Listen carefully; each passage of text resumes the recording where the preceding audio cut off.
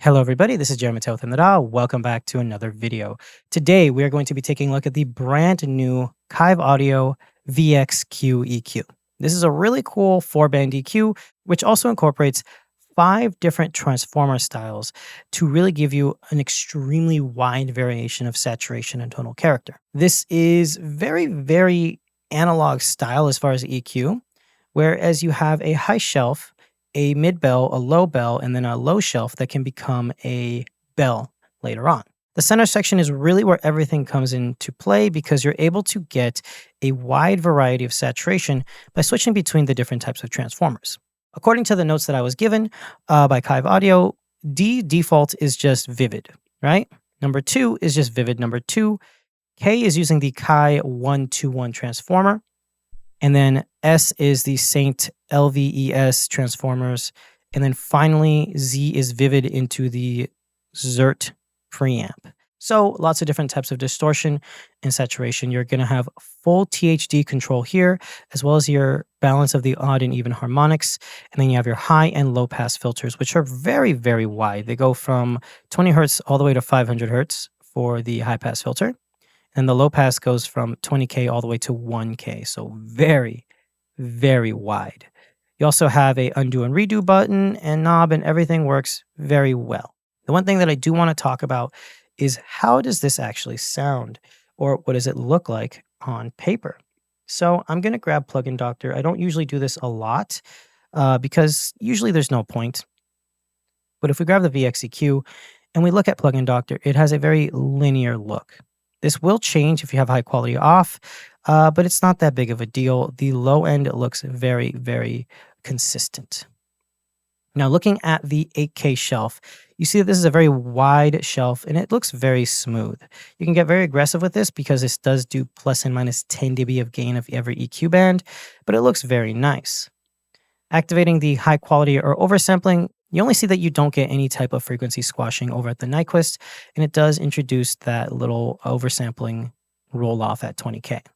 It doesn't really change the shape of the high-pass filter, though, so that's all good. You will see a change, though, when you go into the 10K shelf. This actually does do a significant change in the EQ. Look at the 8K, look at the 10K. This is significantly steeper and much more prominent as a resonant frequency. 10K is about here. So it has a very nice, big, steep shelf right here, and this is a little bit more of a slanted slope. I have noticed that when you turn off oversampling, though, you can kind of see it having a little bit of an issue at the Nyquist frequency, and it also changes the shape a little bit. It's not that big of a deal, but you get a little bit smoother EQ using just ×2 oversampling. You don't really need to go higher than that. To be honest, the EQ doesn't change very much from that point on. The high and low pass filters look very good as it is. If we turn on the advanced section, we can see that these are very smooth looking high and low pass filters. So I have no problem with these whatsoever.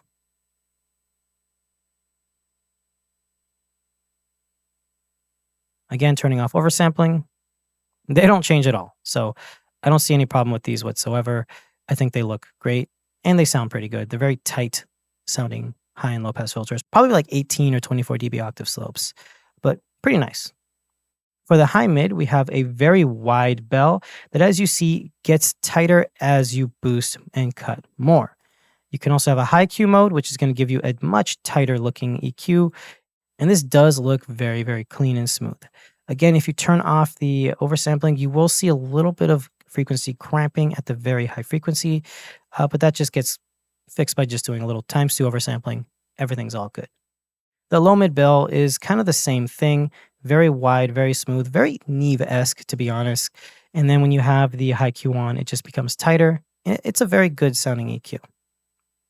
Low shelf is very wide, very prominent, and is at 150 hertz, while the low bell is at 60 hertz. Again, very clean, very smooth, and this does not change at all when you have your oversampling. The low end does not really need oversampling. It's mostly for the higher frequencies. Now, for the harmonic analysis, I did notice that as you change the transformers, you get completely different tonal structures, and completely different shapes. You'll notice that the D, the standard, is very, very uniform. It looks very good. While 2 is two of these essentially combined, and it does look like it doubles up the harmonics. K is extremely aggressive. Like you get an extreme amount of distortion. And then S looks like it's kind of a little bit distorted with a little bit of aliasing, but it's a completely different sound and tonal character. I mean, look at that. That looks completely different to that. Z is the cleanest and does kind of make sense. It's vivid into a Zert preamp. So it looks like the more THD that you introduce, you can get more aggressive distortion. To me, S and K seem to be the most aggressive with the distortion, and K is the Kai 121 transformer. And of course, you can change the amount of harmonics that you're going to have by just reducing and increasing the odd and even order harmonics. This is really more prominent when you have different types of saturation, especially something like maybe the Z. And because these are transformers, it seems like it's really focusing predominantly on a set amount of harmonics than others. Cool. That's it for Plugin Doctor. Overall, I think this is a cool EQ, and I think it does sound very good. I did not engage high quality mode at all in this session just because I wanted to see this EQ in action at its worst case scenario. So for this, we are using a song called Victoria by the artist Derek Love. This is the stems we used for a live performance. I believe all the vocals were done using my Phoenix Pro PTAU2 handheld microphone. I use Phoenix Pro stuff a lot. I have this on the vocals, the bass, the guitar, and the drums, and I can show you that right here. Let's take a listen, and then we'll bypass everything. So here we go.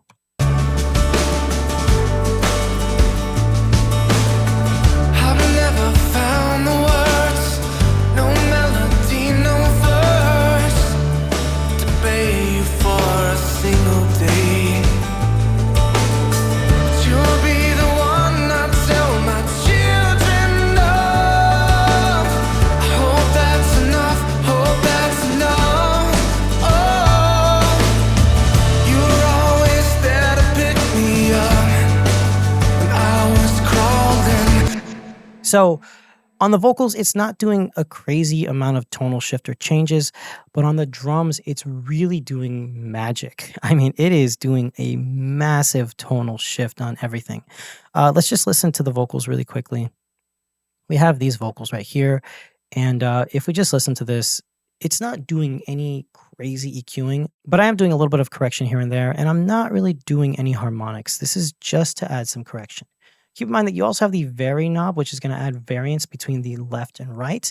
And if you're in stereo or in mid-side, which this does work in mid-side by just turning off link control, this will have a wider image. It's really cool how you can do that, but I didn't use that in this case because I didn't really need it. So let's just go ahead and take a listen to the vocals really quickly. We're going to start right about here. Here we go. I've never found the words, no melody, no verse to pay you for a single day. But you'll be the one I tell my children of. I hope that's enough, hope that's enough. Oh, I've never found the words, no melody, no verse to pay you for a single day. So as you hear, it's really just kind of filling it out, making it sound a little bit thicker and adding just a little bit of high-end sparkle, just a tiny bit, not much, just 1 dB here, 2 dB here. It's just filling out and then getting rid of a little bit of boxiness. Sounds really good. Sounds very smooth and clean. I like it. For the bass, we are doing quite a bit of a change. So we are using New Gen Mono Filter to make it mono compatible. We have the VXQ at the end. After that, then we have the Sublift from Modern Music Solutions. I love this thing, by the way. Sublift is really, really good. And then we're using the Audioscape V-Comp, also by Kiive Audio. This thing's amazing. If you need a very smooth compressor, like a tube-style compressor that can distort or be clean, get this. It's amazing. They do this in conjunction with Audioscape. I use this thing literally every session. it's my favorite one so far. I own all of the vcomp emulations that are out right now, and this is the one I use all the time. All right, so the bass is pretty simple. These are my settings. I am using a lot of THD, mostly even order harmonics.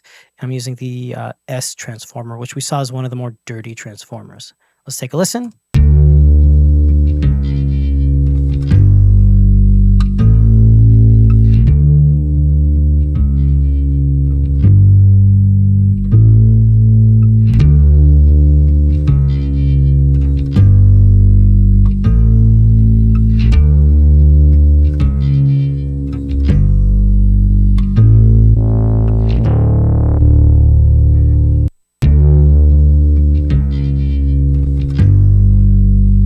You can really hear the distortion right around here.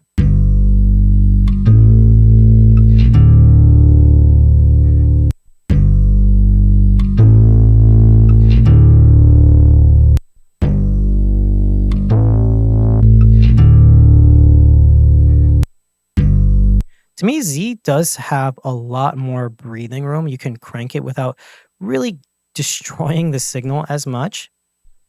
But I really like S. S is a good blend between K and something cleaner because it's just, for some reason, it has character, but it's not as aggressive at times. D and 2, I really like for adding subtle character, but K is really where I like to have percussion. I put K on my snare, I think. I'm pretty sure I put K on my snare. You hear it. It sounds so fat and aggressive. So for that, let's move on and let's actually take a listen to the snare. Now I am going to put the vocal effects back on the vocal.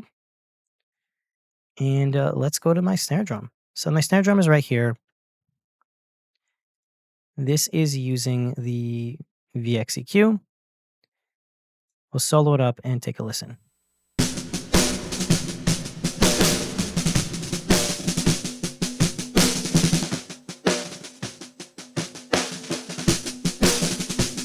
And look at the peak volume. This is not gaining much peak volume at all. The snare is very dynamic.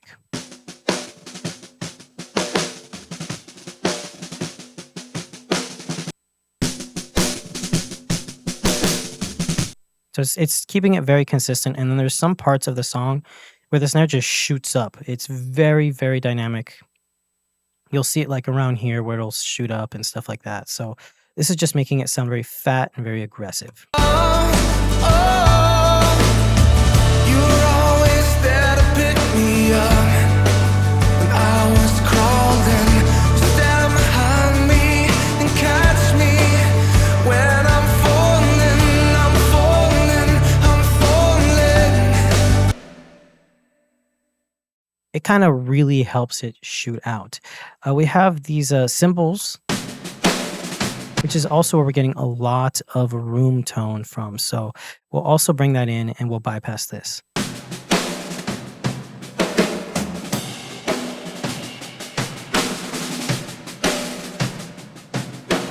And this is actually where we're getting the most cymbal tone and drum tone, right? So if we bypass this one, the snare and a lot of the other characteristics just disappear. You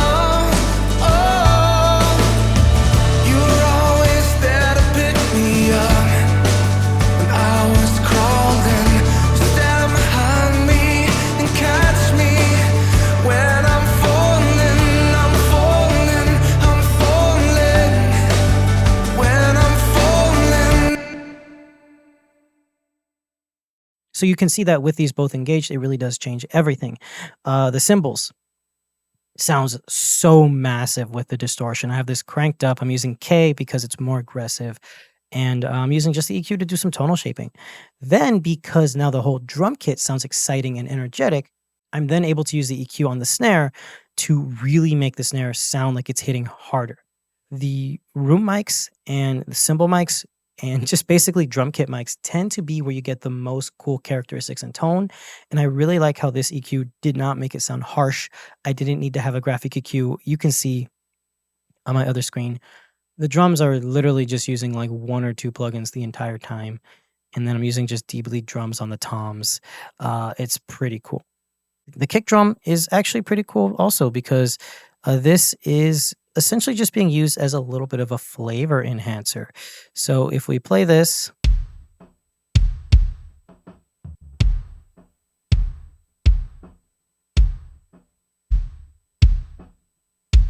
you'll also notice that it shifts the stereo image. That I don't actually know why it's doing it. I think it might be just because this is a stereo kick drum and it's just doing some type of tonal shift with the distortion. So variance might help with that, or you can use mid side to really help with that as well.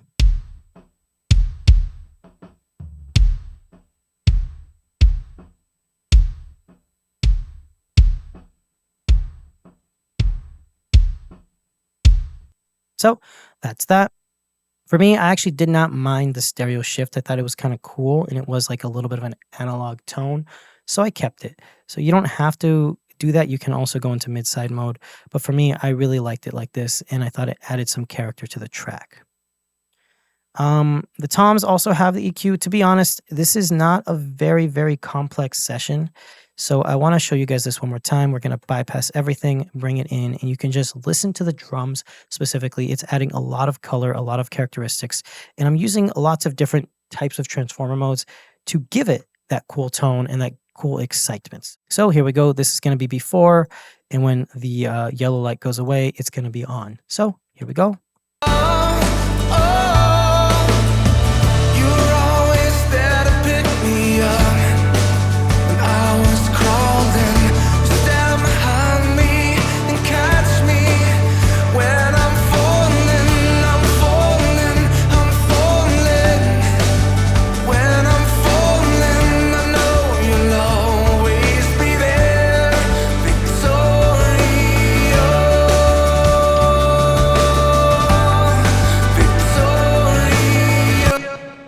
Cool, and there you have it. This has been my video on the Kiive Audio VX QEQ. To be honest, I really like this thing. This video is being done on the beta version, so any little issues like the stereo image shifting and stuff like that is going to be addressed before the final release. Overall, my opinion, it's awesome. It's Kiive Audio. The distortion is really where they're getting me. I love the different characteristics, and it's like drastically different characteristics of distortion. And this THD thing with the odd and even harmonics, it really does so much. The only thing I think they could add to something like this is maybe having a sidechain for the detector of the saturation, like added, maybe like here or here, just something small, maybe even like just added right here, where you could actually filter out just the high or low frequencies of only the distortion, not just the overall signal using the high and low pass filter. I think that would be awesome. Then you could tailor your distortion to only be hitting like 2K to 10K or something ridiculous as like a flavor enhancer. But as it is, Kiive does distortion well. Just a little bit of oversampling gets rid of almost all the aliasing. And you see this whole session has no oversampling just because I wanted this to be a worst case scenario. When I do engage oversampling just ×2, the CPU hit is almost indistinguishable. It doesn't change almost at all. It's like 1% higher. And you get cleaner sound. You get a smoother sounding EQ, which I think already sounds great. I have no clue what EQ they've modeled. To me, it kind of has like a 1081 kind of vibe, but I don't think it's a 1081 because it did not match my 1081 or my 1073s. I have like a bunch of them, but it did give that kind of vibe, and I like that. Anything that's Neve-esque or analog styled usually has a smoother tone and is great for tonal shift. Like you have seen and heard, it has made the drums, which already sounded great, sound explosive and alive. That's going to be it for this video. I will leave links down below. No affiliate links. I wish I had affiliate links. Kiive Audio, you guys should give me affiliate links. Anyway, I'll see you guys later. This is Jeremy with the DAW. Bye.